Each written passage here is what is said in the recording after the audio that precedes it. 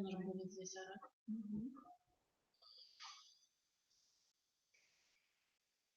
Это этот звук. Сейчас посмотрим. Я уже нажала.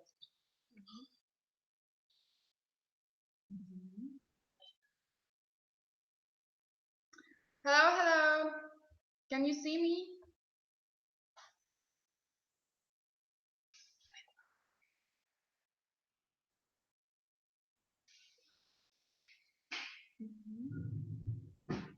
Hi, everyone. My name is Vika. I'm from Green Forest, Odessa, and today we're going to talk about interaction patterns.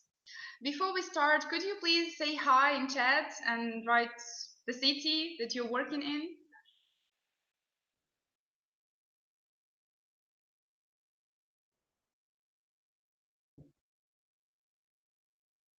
Hello, hello. Kiev, okay. Hello from Lviv, Odessa. Oh.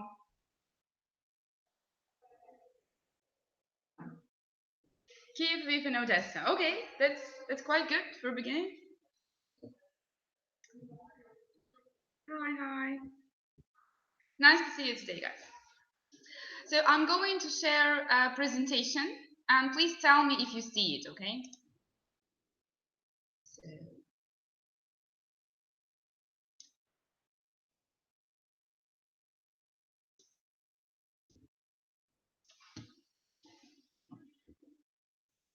Do you see contents?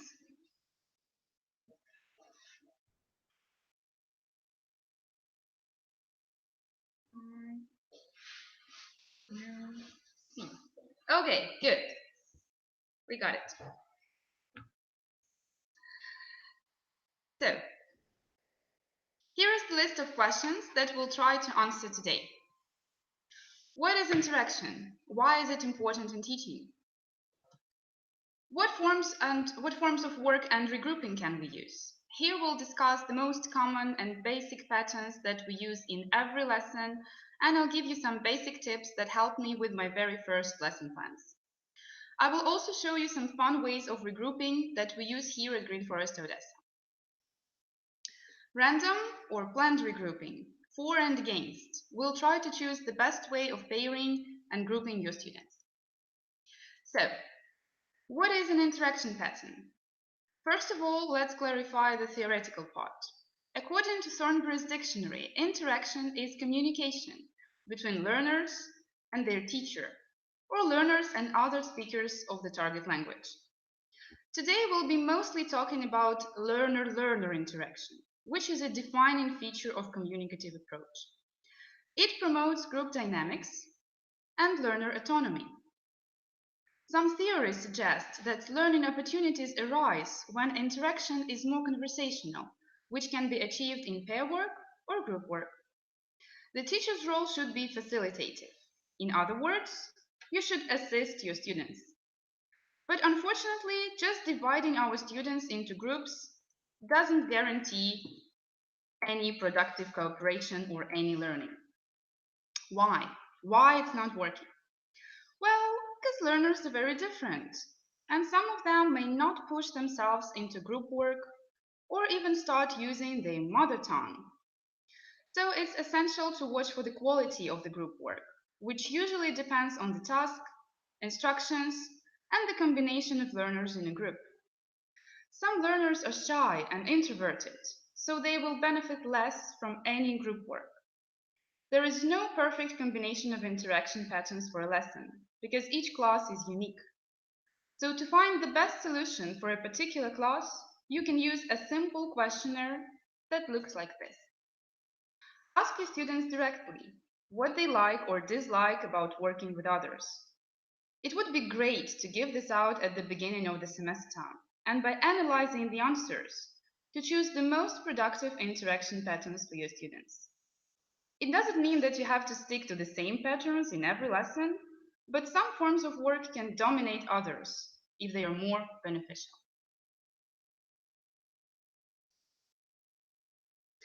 So, forms of work. Moving on to the forms of work. Which ones do we use regularly? Guys, can you help me please? Which forms of work do we use in every single lesson?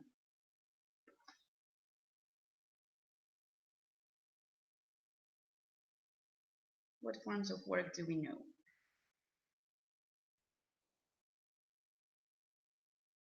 Pair work, good. Pair work again. Groups, individual, mingle, good. Open class. Thank you for being active.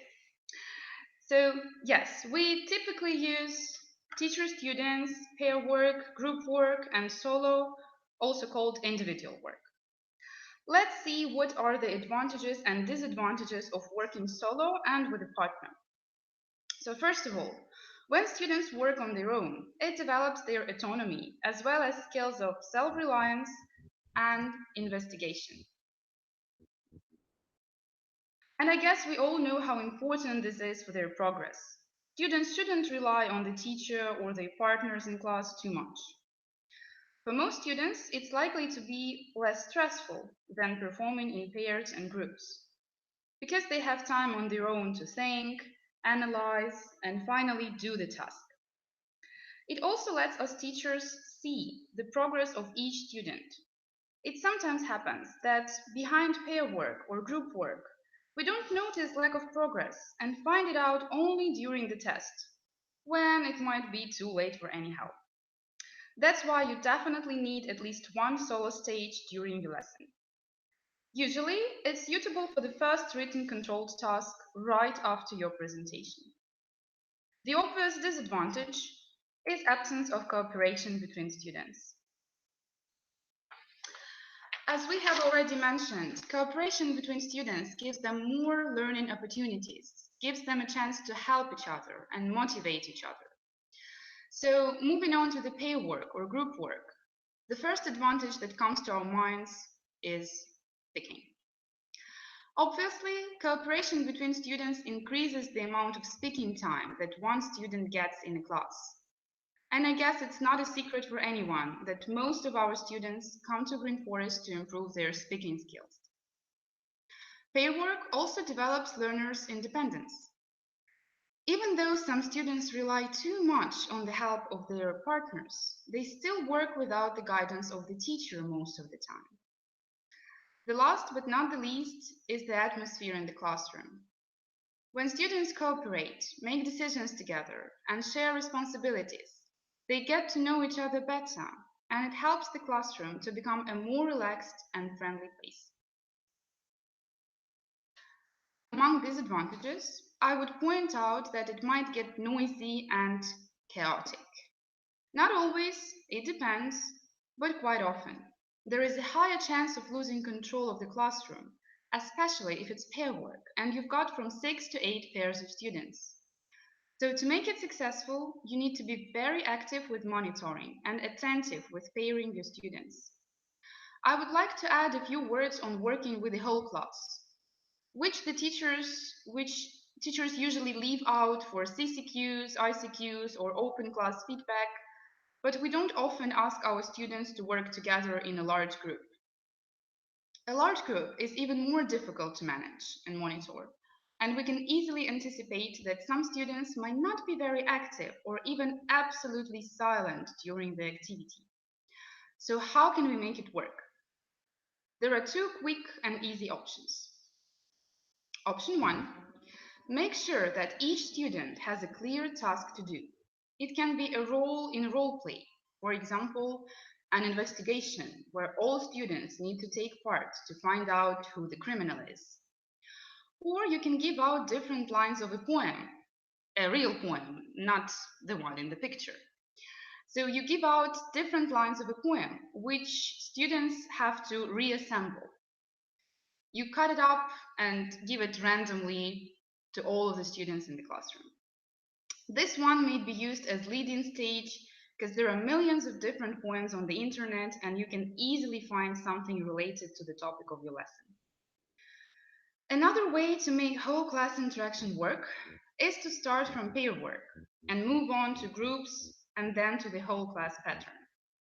It's called pyramid discussion. So let's imagine that you have 8 students in your classroom. You set the task. For example, choose 3 things you would take to a desert island. And students start their discussion in pairs. So you have 4 pairs of students.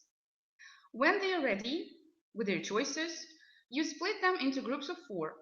The task is still the same, but this time they need to take into consideration the opinion of new participants in their group. So they need to discuss it again, to prove their opinions, and to agree upon only 3 things they would take with them. So first you let them work in a group of 2, then group of 4, and finally whole class works together in a group of 8, trying to choose their top 3. This type of work helps your students to grow confidence, as they have to discuss the same stuff again and again, and every time they do it, it gets easier for them. I would like to remind you about 2 more forms of work which are a bit underestimated and not frequently used in the classroom, but are actually quite cool. Onion rings. I'd like you to watch a short video with Indian kids who are practicing their English doing onion rings activity. Let's have a look.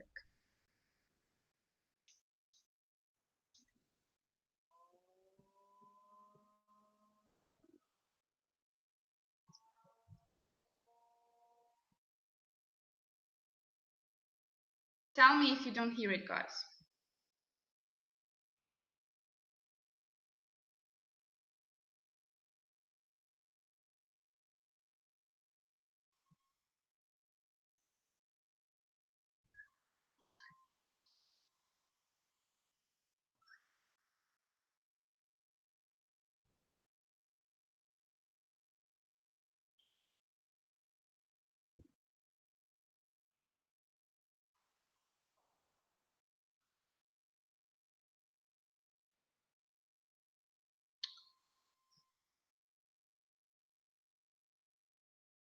All right, guys, I'm sorry that there was no sound. I have no idea why, but anyway, you missed a chance to enjoy a wonderful Indian accent. And basically, the main idea of the activity, onion rings or wheels, you can see it in the picture. So you've got 2 circles of students, an inner circle and an outer circle. The inner circle is fixed, so students stand in the same place and don't move, while the outer circle is movable, and students need to step into the same direction, left or right, it's up to you. This form of work lets your students practice their speaking with different group mates during one activity, and it can be used for literally anything. Yeah, I will send you the video separately if you need it. But basically, little kids are just asking each other, "What's your name? What's your surname?" And their teacher, from time to time, when they are ready, tells, "Move, move," and kids make a step to the right or to the left. Okay, one more activity of the same type is speed dating. I'm not sure how well it's going to be with the video, but it's only 4 seconds or something, so let's give it a shot. We'll leave the links in comments below anyway.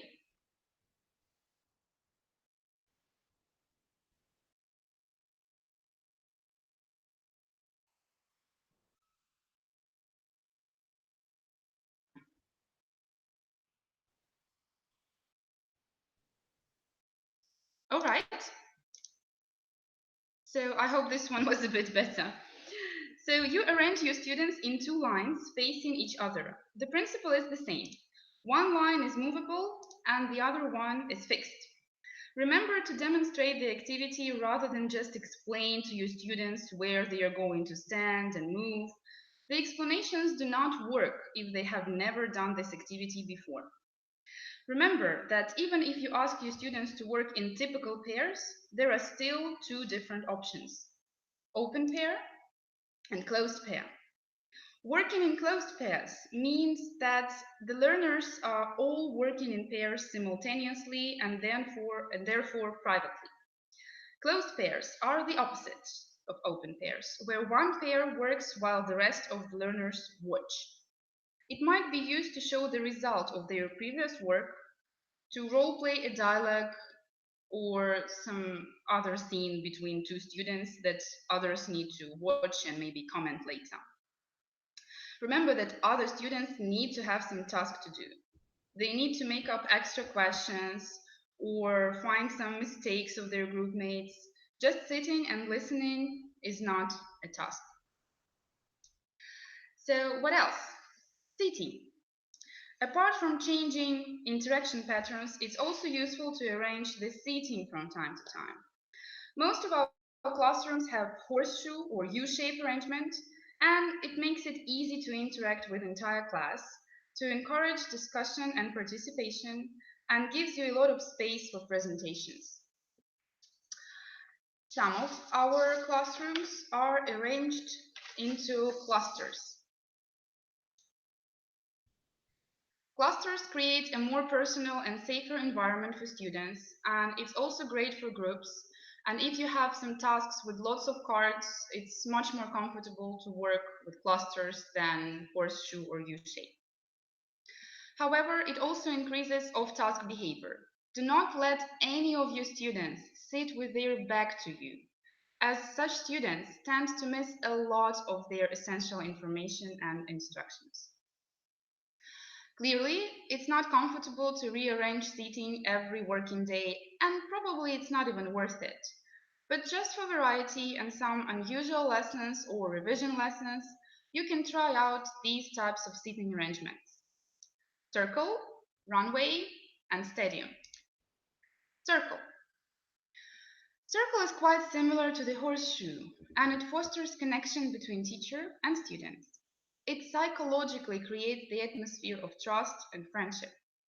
A teacher here can be in the center or become an equal participant of the circle. Runway.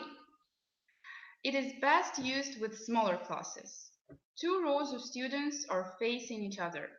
This layout is great for discussions and debates. Might be also used for a speaking club. Next one is stadium. Desks are grouped in clusters, but all facing the same direction. Like runway, this layout is best suited teacher-centric classes. Can as well create a nice atmosphere for a video lesson. Regrouping. How to regroup students. It's not a surprise that most students do not like changing their seats. They might be tired after a long working day or just not willing to change their current speaking partners. There isn't much of what we can do about this, but let's try to make our regrouping fun. So here are some ways of regrouping that we can use in absolutely any lesson. Colors. Students get a random item and they need to find a partner with the item of the same color. As items, we usually use stickies, but actually anything is fine. I have no idea what this is, but they are nice and colorful.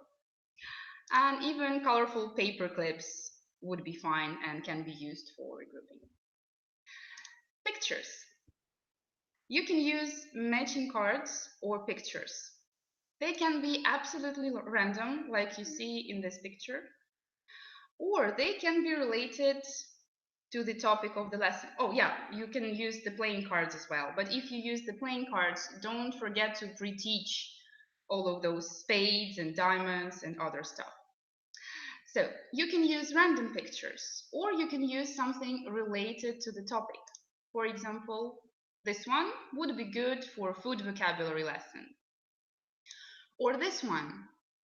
You can take out some adjectives from previous lessons, some words, antonyms, doesn't matter, and ask your students to find synonyms, antonyms to match them logically. Stripes. You need to cut up short stripes of the same color. Students take ends of stripes without seeing where the other end is. Numbers. If you don't have any cards with you, you can use numbers.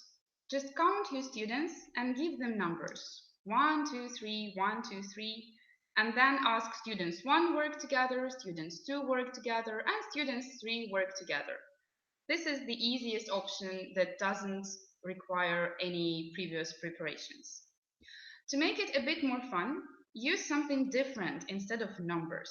For example, you can say apple, banana, strawberry. Usually students have lots of fun shouting out, I'm a banana, who else is a banana? Or for example, coffee, tea, cocoa. And you'll have a coffee table, tea table, and cocoa table at the end. Don't forget to point out where the apples are sitting, where bananas are placed, and so on. Otherwise, you will lose your time while your students are deciding who is going where, who is moving, and who is not. Next one. If you're a big fan of digital beer table, I like this option. Thank you, Anya. So, if you're a big fan of digital classroom, try to use TeamMaker or TeamMaker Pro. So, yeah, you just enter the names of your students and the settings. And if you want to get 2 teams or if you want 5 pairs, doesn't matter. Depends on what you're looking for. And the application will do everything for you. Will randomly divide your students into teams. Please do not regroup your students every 5 minutes. Students get tired and annoyed and need no more than 2 regrouping per lesson. And there might be 1 mingle activity as well. Quite often, group dynamics goes down after reading or listening stages. So if you notice that dynamic is going down, it's high time to regroup when you see it. Regroup your students and it should get better. So, talking about regrouping, we need to discuss which one is better, random regrouping or planned regrouping. So, random regrouping has 2 main advantages. Students don't take it personally when it's not you who chooses where they sit and with who. It might be especially useful if you teach friends or couples studying together in one class, as they are not willing to work with other people. It's fun. It's much easier to make it fun when it's random. It's time saving for us, as you don't need to analyze your students' abilities and their personal characteristics before you match them. But the last one is sometimes a disadvantage, as there is a chance of making unlucky combinations of students who don't really like each other, or 2 weak students who can barely do the task successfully or on time, or 2 introverted students who are not willing to talk a lot and to actively participate in pair work. So the advantage of planned regrouping is beneficial combinations of students based on their skills and personal characteristics. It helps you to avoid pairing students who dislike each other or simply don't work productively together. For example, both students are not talkative. Most researchers recommend to pair strong and weak students together, so stronger can help weaker. Thus, all pairs of students have a chance to finish up the activity at more or less the same time. While random regrouping might put 2 weak students together who will be far behind others with the task. So it's better for your timing. But be careful, guys. Don't overuse strong students as your assistants, because after a while they get tired of working with someone who is much weaker, and they might end up being irritated. As well as weak students might feel stupid, comparing themselves to stronger ones. So try to change your strategy of grouping from time to time in order to avoid such unpleasant consequences. I would recommend to use random regrouping when you just get to know your classroom, and then when you can analyze strong students and weak students, you can use some more planned regrouping and more beneficial for you. And before I run out of time, I'd like to give you a simple tip on your lesson planning. We teachers pay a lot of attention to the procedure of our activities, to good CCQs, ICQs, and other important things. And sometimes we forget to check how well we planned our interaction patterns. When you're finishing up with your lesson plan, look at the column with IP. You might find out that your plan is full of solo stages, or only pair work is planned for the whole lesson. Just check if it is well balanced for this particular class and level. Remember that lessons for lower levels are slightly more teacher-centered, while higher levels are mostly ready for independent learning. Good luck to you guys.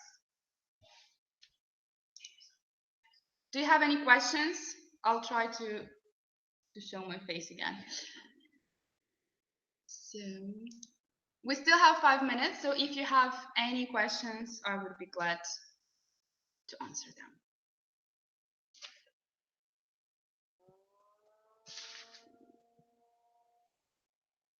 Thanks, Vika. Thanks, Helen, for being with me today.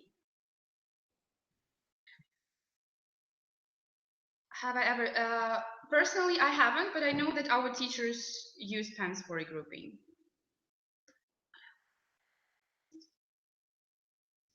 Thanks for presentation. Thank you. I hope that it was very helpful. I hope that you found out something new for you. And there is one more idea from Sonia Kostelova, who created a routine for her students. She asks, "What time is it now?" And all of her students in a choir answer, "It's migration time," which I find quite fun. Yeah, you can use irregular verbs for regrouping. Any piece of vocabulary can be used for regrouping, literally anything.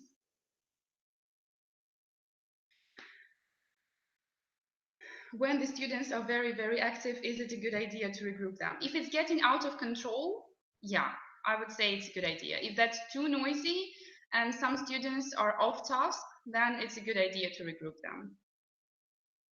My students don't like regrouping. Should I regroup every single class? Probably not every single, but you should. Even if they don't like it, try to explain to them why it is good, why it is useful, that they need to listen to different accents, talk to different people, and that their progress will be much better if they talk to different students in the class rather than just one and the same. Try to explain to them the importance. And try to make it more fun, maybe. If you make it fun, there is a chance that they won't notice that you regrouped them.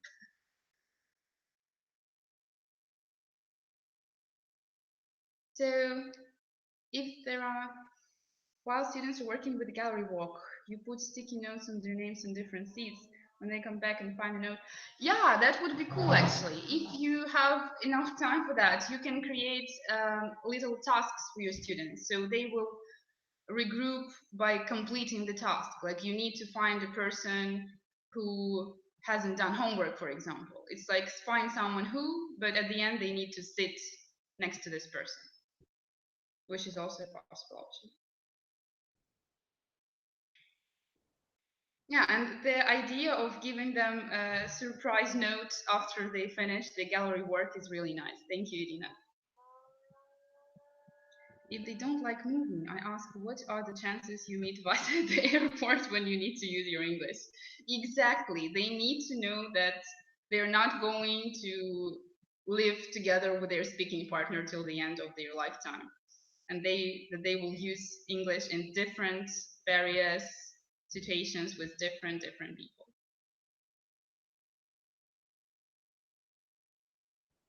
So I guess that if you don't have any other questions, we're finishing up with the translation. Thank you so much for being with me today. I hope it was more or less useful. And good luck with your lesson plans and your teaching. Bye bye, guys. See you.